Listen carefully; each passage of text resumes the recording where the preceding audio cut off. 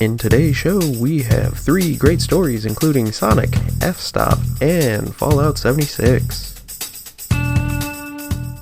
Good news for all you Portal enthusiasts out there. That's right, Activision's computerized novel and interactive game hybrid from 1986 is making a comeback. Retro love knows no bounds. So dust off that Commodore 64. This game is aged like a fine wine that's been left out in the sun and open. And now it's got weird little floaty thingies in it. Valve has greenlit one of their indie studios, LunchHouse, to talk about a canceled Portal Prequel. Portal was originally developed and published by Valve in 2007, with the aptly named Portal 2 published in 2011. The game is called F-Stop, not to be confused with anything that your lover yelled at you last night. You would use a special camera to copy, paste, and resize different objects in the world. There was a short gameplay video on YouTube created by Box and Rocks. Here, the developers have created a mini docu-series all about the game. They're running all the original code, and it's amazing to see the different objects you can capture and resize and shrink and enlarge. And now I do have a couple of questions about F-Stop. Would we have heard more from Cave Johnson? Because Cave Johnson was definitely one of my favorite characters of the whole Portal series. When life gives you lemons, you make life take those lemon backs and say, I don't want your damn lemons. Create some kind of flammable lemon to burn your house down. The audio recordings left behind were absolutely fantastic. There was a sizable information dump in Portal 2, and I'm sure they could come up with some more. Since we know the origins of GLaDOS, maybe their early days before she became that malevolent AI that we all know and love in Portal 1 and 2. I don't know about you, but I really want to play this Portal series again. Now, you might be suffering from a very minor case of severe brain damage, but LunchHouse isn't. Currently, they're working on a physics-based puzzler called Punt. The game has a strong Portal vibe to it. Now, Portal fans are not the only ones able to rejoice on this lovely weekend.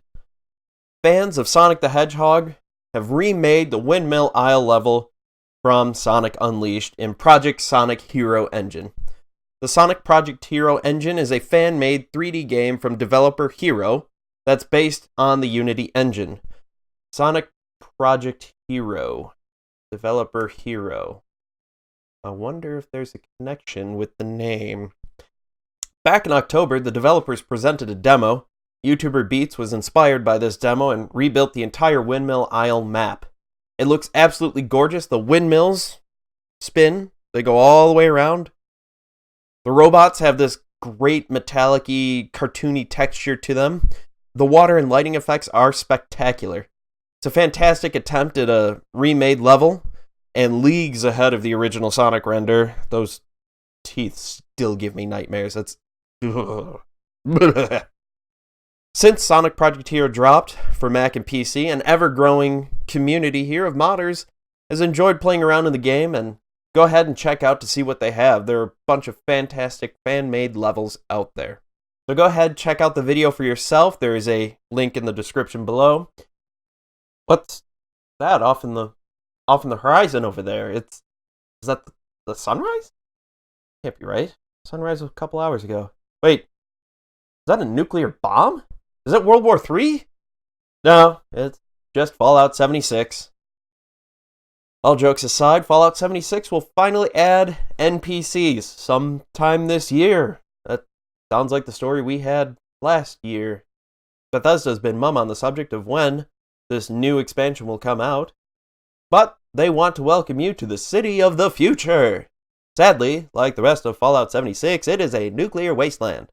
However, there is a great underground area you can explore. Watoga was built atop a massive underground parking structure. All you had to do was show your personal ID and you could get your car in a jiffy.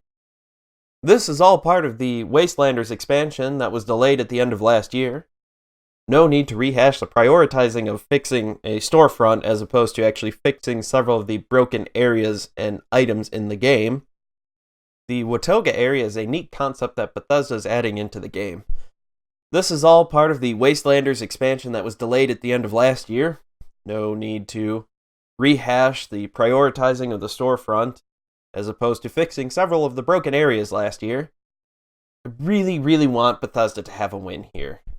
I really do. No one ever wants to go out and launch a flop, launch a bad game. I'm waiting for them to have their No Man's Sky moment where they just turn everything around and fix it all. But every time they seem like they take one step forward, they stick out that foot and shoot a little boy into that foot and then hobble around and act like, oh, poor me, we had no idea what was going to happen. Was Fallout 76 really just a clever tax break? Did they pull a death clock and make too much money from the previous fiscal year? They needed to throw out a flop just to get their books in line? I don't know what's going on, but they need to get their act together. If you like this video, please feel free to give it a like. Give it a good old thumbs up. Feel free to subscribe to the channel if you want more content just like this. We're giving out gaming news every weekday and once on the weekend.